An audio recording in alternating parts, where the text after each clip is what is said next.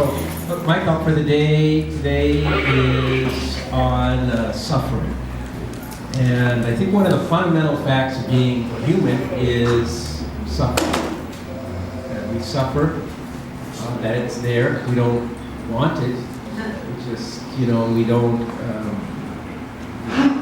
it's not our fault, it's just there. And I think one of the goals of life, a worthy goal was in life for each one of us to have is to help other people to suffer a little bit less. Sometimes it's easier to identify suffering, especially if someone's going through a hard time and something's happened to them that's hurt them. You can see the suffering there. And you want to make the suffering a little bit less, and we do that by, making time for that person, taking them seriously, not joking around, listening, not being judgmental. And other times, it's harder to identify suffering when somebody just has a difficult attitude. But it's all suffering. So my story is, this happened about, to help us identify that suffering is everywhere around us.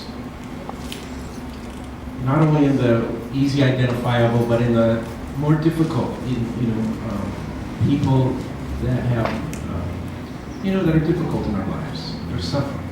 So my story is about, this happened in, in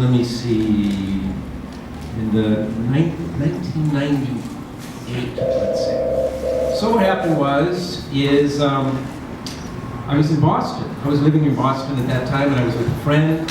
We went to a movie. The movie got out, and it was, around 6 o'clock, and it was still a little bit light outside. Downtown Boston, all these people are going back and forth, back and forth. It started to rain a little bit. All of a sudden, I hear this, hey, loud and louder than I'm doing, and I'm looking around, what is that? And I see under this lamp, it was a plaza, and there's this wheelchair, this guy in a wheelchair, but all these other people, but he's looking, I think he's looking, go, me? And he goes, you, come here. And so I'm like, oh man, so the other guy who I'm with goes, I think you're going to have a story going here, I'm going. And so he left, because things happen. So he's gone, I'm all by myself. And I go over to the guy, he's this wheelchair looks like it's from the 1920s. It's like the Titanic, it has like rivets in it, and it's really heavy.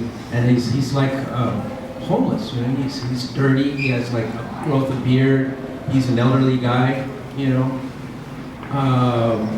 gray hair, beard. He has one leg, his clothes are dirty, and and I go, were you talking to me? Yes! Take me across the street. This guy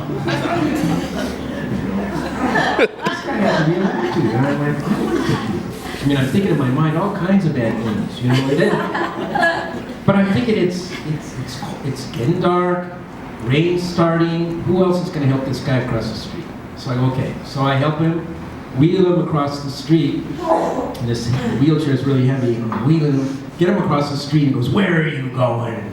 And I said, well, I'm going down this road right here. And he goes, me too, take me there. Because I'm going to, I'm like, oh, man, And I said, okay, so, I just feel like a total victim, so I'm wheeling him down. You will suffer. I'm wheeling him down the road, but I don't want anything to do with this guy. I'm just really pissed off. And I'm having and I'm wheeling him, and I'm going faster and faster. I just want to get in there and get it over with. So I'm wheeling faster and faster. All of a sudden, like the Titanic hit that iceberg, one of the wheels of his wheelchair gets stuck in this perfect groove where it just sticks. Kind of like, a tennis ball getting stuck in a cyclone fit. Bam! And so it starts going over. And I'm able to go in front, just in time to catch him as he's flying off the wheelchair, and I'm lying on my back on the ground. He's on top of me, yelling at me, calling me all kinds of names. People are starting to form around us. They say, "Oh, look, the poor grandfather fell off." So then they help, and they lift him and they put him back in the wheelchair. Okay, now that's the thing, that's the wake-up call. Presence and compassion. All of a sudden, I'm embarrassed. I slow down, I take a breath, and I'm apologizing. I'm getting to know the guy then. I find out his name, his situation, what's going on, and we connect. And it becomes a grace-filled moment. That's liberating, where he was in pain, and my presence helped him to suffer a little bit less. And we became kind of friends in that moment, from falling on a wheelchair to when I picked him up all the way to his sin. So I've been thinking, we can learn from our experiences, and I think that story is telling me that sometimes life just feels like some guy fell out of a wheelchair on you, and you're lying on your back and you're squirming, calling your names.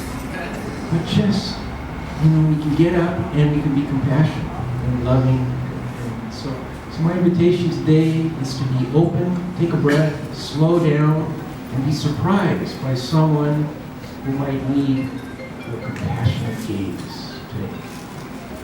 All right.